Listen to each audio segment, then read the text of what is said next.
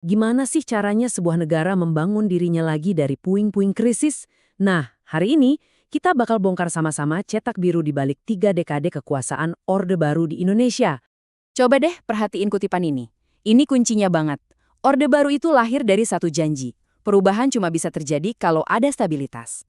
Jadi stabilitas itu bukan tujuan akhirnya, tapi ya alat, fondasi yang kokoh buat membangun sesuatu yang sama sekali baru.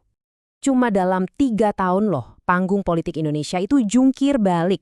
Dari krisis hebat di tahun 65, lahirnya sebuah tatanan baru di 66, dan puncaknya, konsolidasi kekuasaan penuh di 68.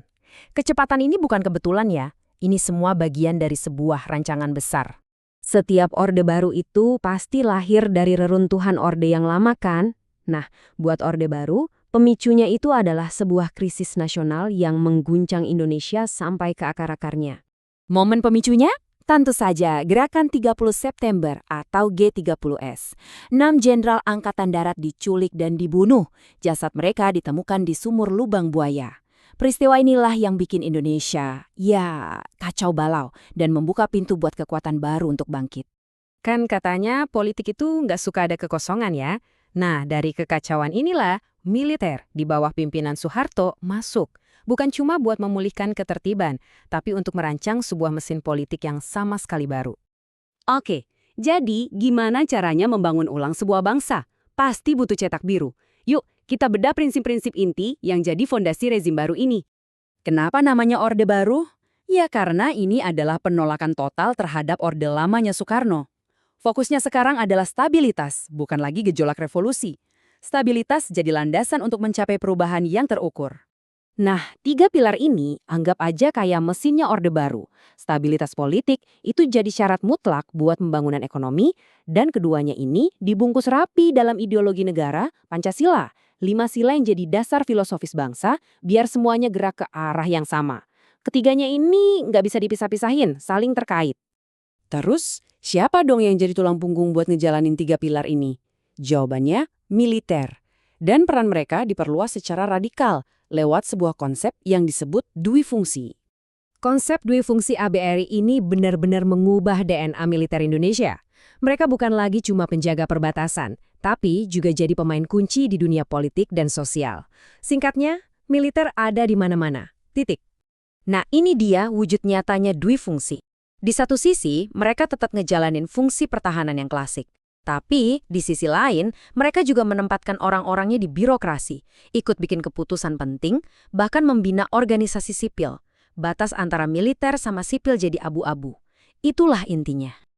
Oke, pondasi politik dan keamanan udah dikunci nih. Sekarang, mesin penggerak Orde Baru dinyalain, pembangunan ekonomi. Dan cetak birunya? Sebuah rencana ambisius bernama Pelita. Rencana pembangunan 5 tahun atau Pelita ini bukan sekedar daftar keinginan loh, ini tuh strategi yang bertahap banget, metodis. Mulai dari yang paling dasar, pertanian dan infrastruktur, terus naik ke pengolahan bahan baku, sampai target swasembada pangan. Setiap tahap itu kayak anak tangga menuju modernisasi. Angka ini tuh bukan cuma soal aspal ya. 6.555 km jalan nasional yang diperbaiki di Pelita I, itu artinya roda ekonomi bisa muter lebih kencang dan Nusantara yang tadinya terpisah-pisah mulai nyambung secara fisik. Dan pembangunannya nggak cuma jalan loh, 6.000 gedung sekolah dasar baru yang dibangun, ini adalah investasi jangka panjang. Orde Baru sadar banget, bangun bangsa ya berarti bangun manusianya juga. Dan hasilnya kelihatan banget di jalanan. Coba lihat lonjakan jumlah kendaraan, cuma dalam 5 tahun. Ini bukti nyata kalau mobilitas masyarakat meningkat dan roda ekonomi beneran mulai ngebut. Tapi, membangun bangsa itu kan bukan cuma soal fisik ya, bukan cuma jalan sama pabrik. Ini juga soal mengorganisir dan menyatukan rakyatnya dalam satu visi yang sama. Lihat deh, dari pegawai negeri, istri-istrinya, pemuda, sampai perempuan, semuanya dibikinin wadah tunggal. Tujuannya apa? Ya biar semua gerak satu komando, satu irama pembangunan nasional. Teknologi juga jadi pemain kunci di sini. Gara-gara satelit Palapa, pesan-pesan pembangunan dari pemerintah bisa sampai ke pelosok. Orang dari Sabang sampai Merauke nontonnya ya acara yang sama, dengerin berita yang sama. Jadi, kalau kita lihat lagi, Orde Baru itu ya sebuah proyek rekayasa sosial raksasa. Mereka berhasil membangun jalan, pabrik, dan stabilitas dari sebuah cetak biru yang sangat terstruktur. Pertanyaannya sekarang, berapa harga yang harus kita bayar buat sebuah stabilitas? Dan apa yang terjadi kalau cetak biru itu udah nggak relevan lagi?